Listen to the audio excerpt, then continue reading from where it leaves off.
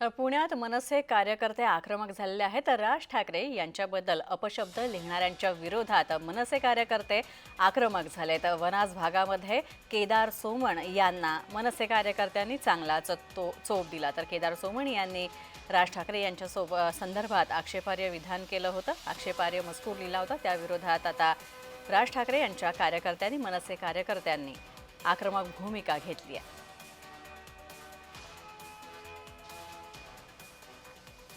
आपण पाहतोय पुण्यात राज ठाकरे यांच्याबद्दल अवमानास्पद उल्लेख करणाऱ्या व्यक्तीविरोधात मनसेनं आक्रमक भूमिका घेतलेली आहे. वनाज भागामधले ही दृश्य आपण पाहतोय. तू आता नाही नंतर ना बाहेर पडशील ना थोड्या वेळाने. तू थोड्या वेळाने बाहेर पडशील ना. बाहेर ये. तू काय बोलला? तुम्हाला काय तो राजसाहेबांविषयी बोललाय तो आता थोड्या वेळाने बाहेर पडेल ना. थोड्या वेळाने बाहेर पडेल ना. काही तोडफोड केलेली नाही. तरुणाने त्याच्याकडे एवढा तर त्याने बाहेर यावं. तो साहेबांविषयी बोलला तुम्ही आम्हाला काय आमचं काय 10 केसेस टाका आम्हाला काय माहित नाही. तू आता नाही नंतर ना बाहेर पडशील ना थोड्या वेळाने. तू थोड्या वेळाने बाहेर पडशील ना. बाहेर ये. आपण पाहतोय राज ठाकरे यांच्या विरोधात आक्षेपार्ह अपमानास्पद अपशब्द वापरणाऱ्या सोमण या व्यक्तीविरोधात मनसे कार्यकर्ते आक्रमक झाले. सोमण या व्यक्तीच्या घरी हे सगळे कार्यकर्ते गेले आणि पोलिसांशी सुद्धा या कार्यकर्त्यांनी हुज्जत घातली.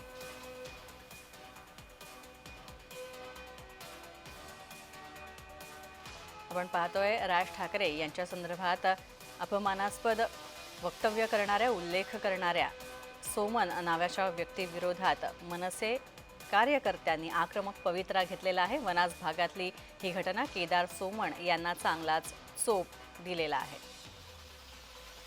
तर पुण्यात मनसे कार्यकर्ते आक्रमक झालेले आहेत. राज ठाकरेंबद्दल अपशब्द लिहिणाऱ्यांविरोधात आक्रमक पवित्रा आता मनसे कार्यकर्त्यांनी घेतलाय. वनाज भागातले हे दृश्य. वनाज भागात केदार सोमण ही व्यक्ती राहते आणि या व्यक्तीनं अपमानजनक मजकूर लिहिल्याबद्दल मनसे कार्यकर्ते आक्रमक झाले. त्याच्या घरासमोर त्यांनी ठिय्या मांडला. तर पुण्यावरून थेट रोहन कदम आमचे प्रतिनिधी आमच्या सोबत आहेत. रोहन, नक्की काय मजकूर लिहिला होता या इसमाने आणि या व्यक्तीविषयी काही माहिती आहे का? केदार सोमन अशा या व्यक्तीचं नाव आहे. कोथरूड भागातील वनाज परिसरमध्ये हा राहतो. त्याने सोशल मीडियावरती एक पोस्ट जी आहे ती राज ठाकरे उद्धव ठाकरेंवरती आक्षेपार्ह लिहिली पाहायला मिळत होती आणि त्यानंतर सगळे मनसैनिक जे आहेत ते मोठ्या प्रमाणामध्ये आक्रमक झाल्याचं चित्र पाहायला मिळालं.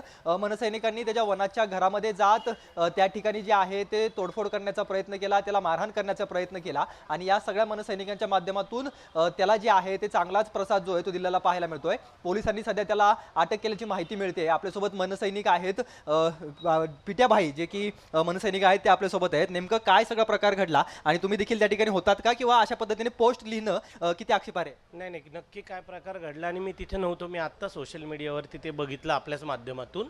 आणि असा काही जर का प्रकार घडला असेल तर तो अत्यंत दुर्दैवी आहे. कारण राजसाहेबांसारख्या इतक्या मोठ्या माणसावर कुणीतरी उठायचं आणि सोशल मीडियावरती अशी विकृत पोस्ट करून दोन वेगवेगळ्या पक्षांच्या कार्यकर्त्यांमध्ये निष्करण भांडं लावण्याचा हा प्रयत्न असू शकतो असं मला वाटतं.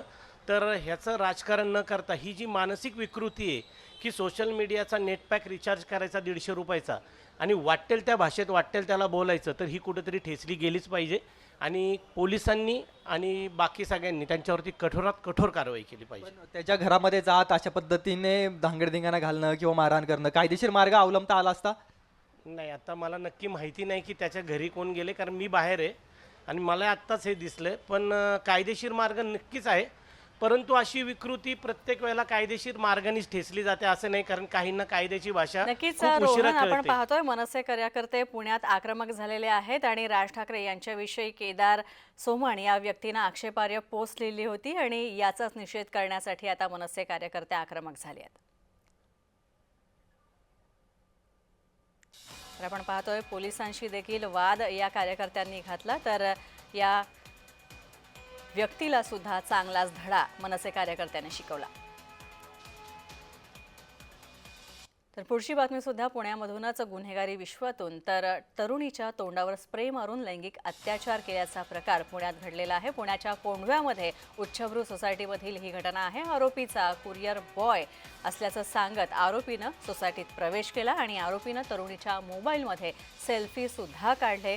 परत येईल असं टाईप करून सुद्धा ठेवलेलं आहे आणि महिलेनं कुरिअर माझं नाही असं या व्यक्तीला सांगितलं होतं, मात्र तरीही सही करावी लागेल असं आरोपीनं सांगितलं.